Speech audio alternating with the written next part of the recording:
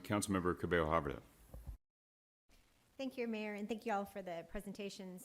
Chief McManus, I'll start with you.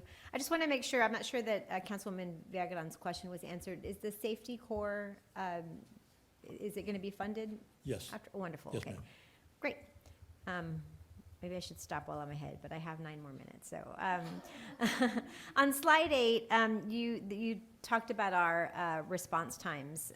I'm curious, how does that compare with the national average or even the average in Texas? You know, it varies from department to department. I don't know that there is a national average. There may be, but I'm not aware of it. But there's so many variables from city to city, it's pretty tough to compare. They have different priority levels that they respond to. Some departments don't respond to certain types of calls at all since there's been a shortage of police officers in a lot of police departments. Councilman, So you can't. Yeah, I was just going to say, we can, in a follow-up memo, we can pull what data we have, even though they're for cities a little bit differently, so you can see how we compare. And that's a good point. I mean, not everybody has the same priorities as our city. And maybe it's something we can explore even at public safety a little more deeply. But last year I talked with Officer Brown about a community engagement program the department was implementing, was having cadets go to small businesses and kind of increase presence there. Do you know where that program is? If it's been What was the program? he had cadets go out and help patrol kind of small businesses. Maybe. I think you're talking about the cadet immersion program. Yes, there we go. Yeah, so that is ongoing right now. Okay. We have a number of cadets that are involved in it, and when they graduate from the academy, they'll likely be assigned to the areas that they were immersed in. I'm curious if we can keep data on if that's helping reduce property crime. I'm sure Okay, you are. we will keep data on that. And actually, there's a study being done on that program to measure its success and look at best practices. So we'll have all that information Maybe once that's they something graduate. else we can bring to public safety Sure. once you have that study. We'd often talk about recruitment. One of the best ways I think to do it is by using our police athletic league, and then of course the safety corps that we're funding now. I'd like to see more, local recruitment. I think the majority of our officers are from San Antonio, but I would like to see that increased. Do you know if we've grown these programs, the safety corps and the police athletic league is really the one I'm interested in right now? We have, when I'm not sure how many recently have gone into the academy from the public safety corps. We just switched that pretty recently. Mm-hmm. But we do have quite a number of explorers that have gone from that program to become police officers. Okay.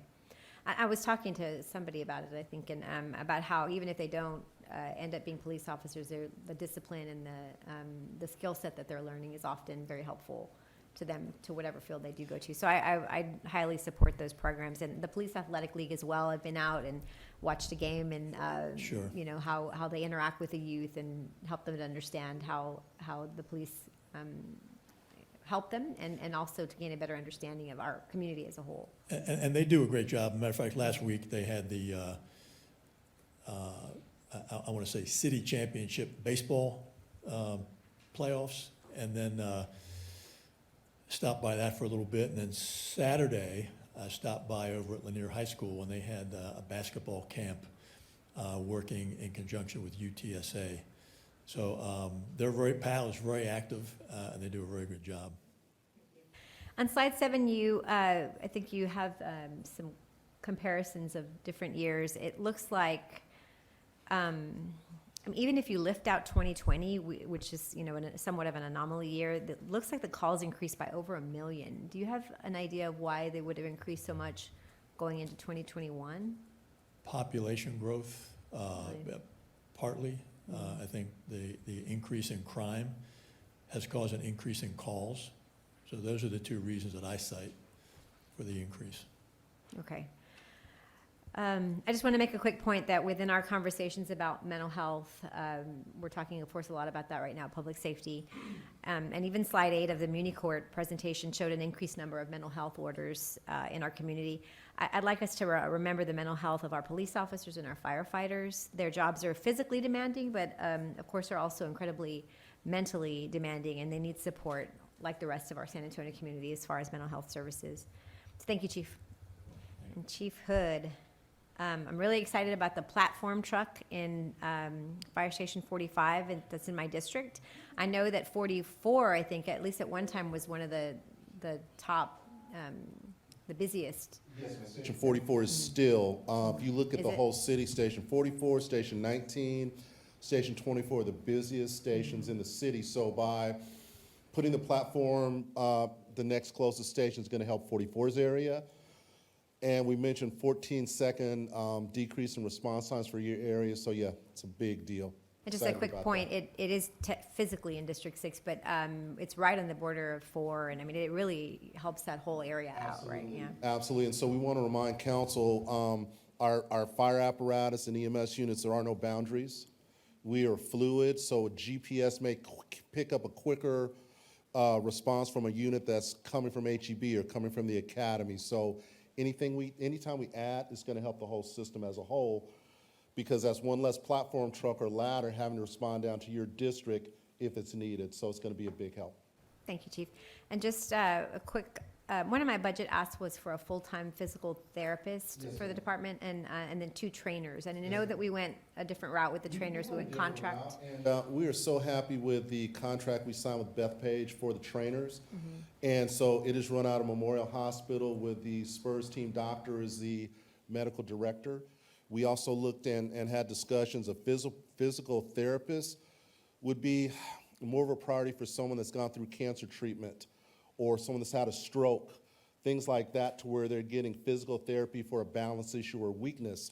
And what we found by talking to staff, talking to medical professionals for what we need, a trainer is good, and we're ecstatic about having the connection with the people that I just mentioned. So it's a staff recommendation that we go with trainers, and we have 2 versus a physical therapist right now. So the original idea was to have 2 trainers and a physical therapist. So we're eliminating the physical therapist We're not having a position. physical therapist right now. It's I understand the reasoning. I understand what you just said about the different need, but Right. when we went, the Public Safety Committee went to the Wellness Center. Yes, ma'am. There was a physical therapist there, am I correct? no, ma'am. Okay. We've had trainers all along. Okay, so the lady that left subsequently. She was a Physical trainer therapist. also. She was a trainer, okay. So, I mean, I still want to push the physical therapist. I understand what you're talking about as a needs. My interactions with firefighters at that wellness center, but just on my own, they have requested that. So, I mean, Okay. not to go around you, but, you know, I Right. understand. I mean, that was one of my initial requests, and I would like us to continue to consider that. Okay, Um, we'll continue yeah. to look at that Okay. and evaluate how we could add that in the future.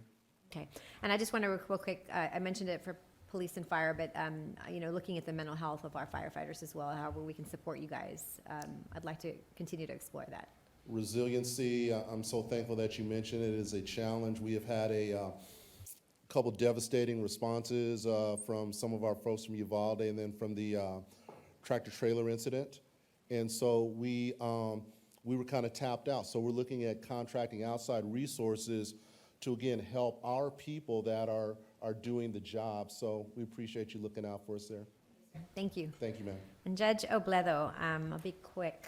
I want to offer thanks to you, Judge, for the innovative programming you've implemented to make it easier for San Antonians to take care of their municipal legal issues.